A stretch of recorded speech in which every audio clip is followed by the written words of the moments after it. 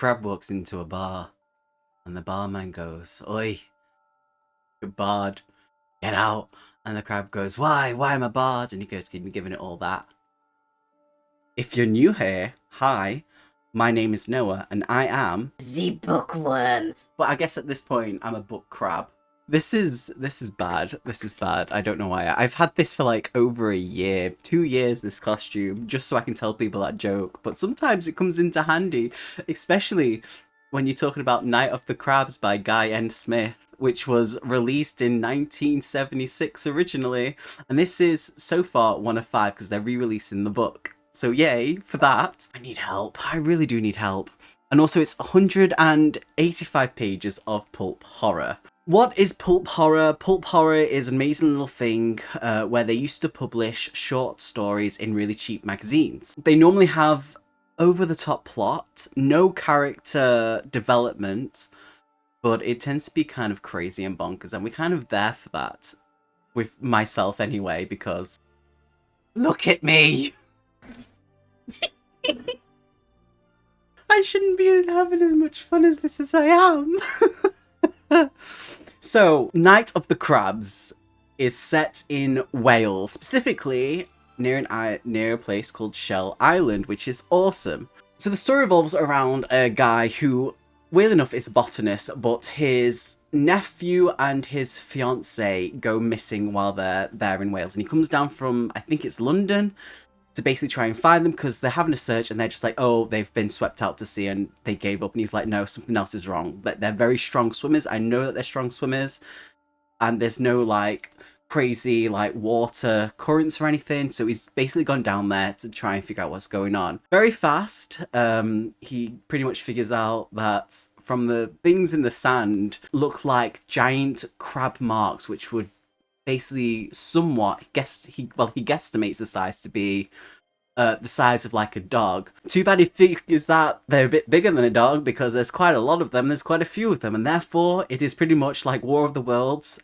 and kind of Jaws slapped together with crabs. So it's an invasion of crabs. They're not alien, they're somehow, somewhere, I mean, it doesn't really scientifically explain it, but it's basically just all this drama over crabs.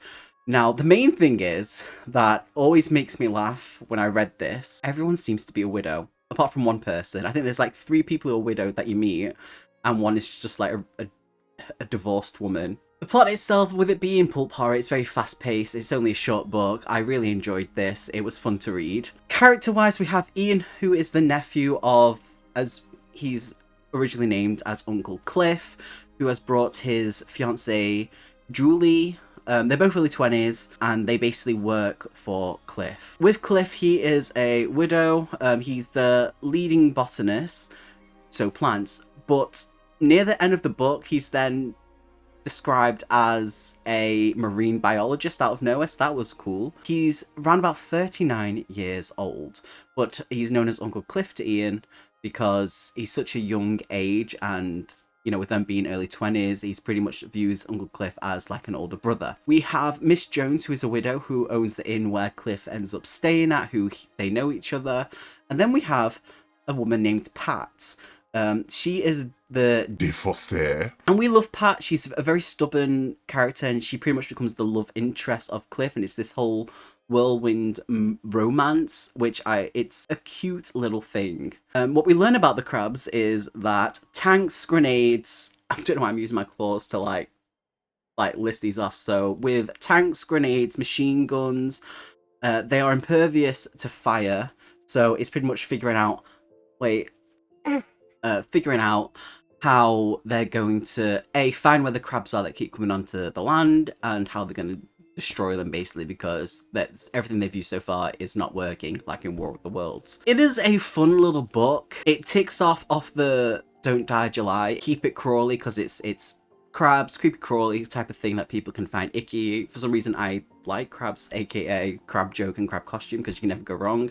And it also ticks off the TBR, as you can see on the thing. So that's 2 extra things ticked off, because I've been wanting to read this book for around about 3 years and I never was able to get hold of it because it was expensive. This book is stupid and silly and pretty much a B movie of books, which I've never sort of read before. And I found this book very fucking charming. I appreciate this book. It's such a good book. It's quirky in its own ways. And it's not that it's gory or anything like that, but it somewhat describes what happens to some people about how the crabs, like, because their clothes are so sharp, how they cut like limbs off and how they got a taste for human flesh, which is what everything kind of strives from with them. I would actually recommend this book. It's not a huge read. It's only short, 185 pages, like I said before. And I breezed through this book so fucking fast. If someone has read a book like this, a pulp horror sort of book, something that is quirky and fast-paced and short, let me know, because I really want to read and kind of dive into that a lot more. But yeah, let me know what you think. If you appreciate the costume, who wouldn't? Need help. But stay awesome, make good choices in life, or not, be chaotic if you want, and love, stay awesome, my friends.